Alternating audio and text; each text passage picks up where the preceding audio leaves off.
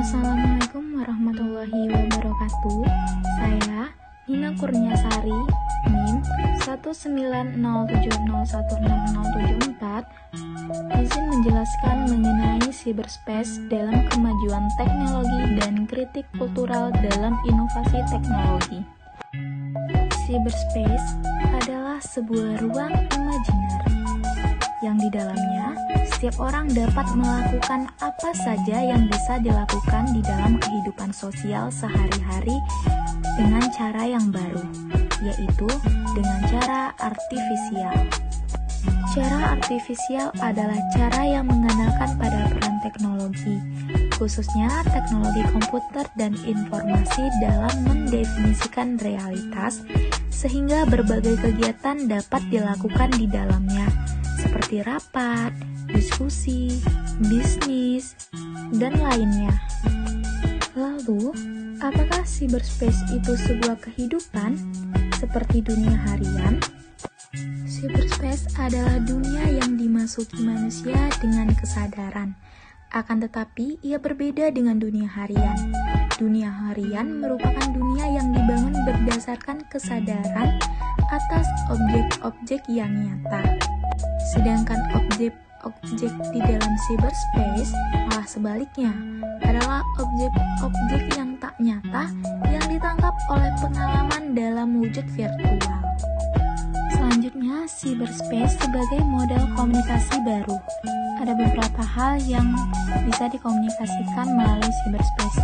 Yang pertama, menghubungkan orang dengan komputer, menghubungkan komputer dengan komputer, menghubungkan orang dengan orang, yaitu seperti diskusi, rapat, dan menghubungkan orang dengan profesional di bidang tertentu, seperti misalnya konseling dengan tenaga profesional antara konselor dan klien, atau dokter dan pasiennya.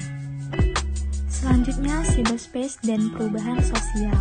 Yang pertama, tingkat individual dunia cyberspace telah menciptakan perubahan mendasar terhadap pemahaman seseorang tentang identitas.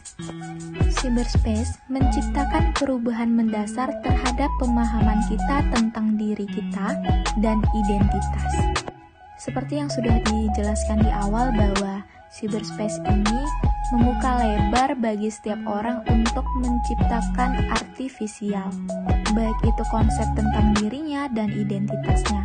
Artinya, bila setiap orang dapat menjadi setiap orang lainnya, maka kita menghadapi sebuah kondisi matinya perbedaan, yang artinya mati pula identitas. Maksudnya, bila setiap orang bisa menjadi siapapun, ini sama artinya semua orang bisa menjadi beberapa orang dalam suatu dunia maya. Artinya tidak ada lagi identitas. Ada banyak orang di dalam cyberspace itu bermain identitas, seperti pemalsuan identitas dan membuat identitas baru. Yang kedua, ada tingkat antara individual. Perkembangan komunitas virtual di dalam cyberspace telah menciptakan relasi-relasi sosial yang bersifat virtual. Selanjutnya, media cyberspace sebagai ruang image yang direkayasa. Cyberspace sebagai media yang terbuka, hal ini memungkinkan berbagai bentuk kejahatan itu terjadi seperti penipuan, pemalsuan, dan simulasi realitas ketimbang dunia nyata. Selanjutnya, tingkat komunitas cyberspace diasumsikan dapat menciptakan suatu model komunitas demokratik dan terbuka yang disebut komunitas imajiner. Artinya, semua tindakan yang ada di cyberspace tidak ada yang mengatur, mengontrol, dan memberi penilaian. Seakan-akan di dalamnya siapapun boleh melakukan apapun itu.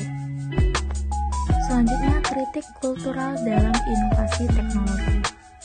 Yang pertama, ada tindak penyimpangan. Hal ini banyak terjadi di kalangan remaja. Yang kedua, pola interaksi. Dengan adanya perkembangan teknologi yang pesat, masyarakat atau individu banyak menghabiskan waktunya bermain internet dibandingkan melakukan interaksi sosial. Yang ketiga, ada pelanggaran hak cipta. Hak cipta merupakan hak eksekutif yang diberikan suatu peraturan kepada seseorang atau kelompok atas sebuah karya ciptanya. Dengan berkembangnya teknologi saat ini, banyak terjadi pembajakan film, seperti di Telegram. Selanjutnya, kejahatan di cyberspace. Hal ini seperti penipuan, pemalsuan identitas, pencurian data-data pribadi seorang individu. Sekian penjelasan dari saya. Lebih dan kurang mohon maaf. Wassalamualaikum warahmatullahi wabarakatuh.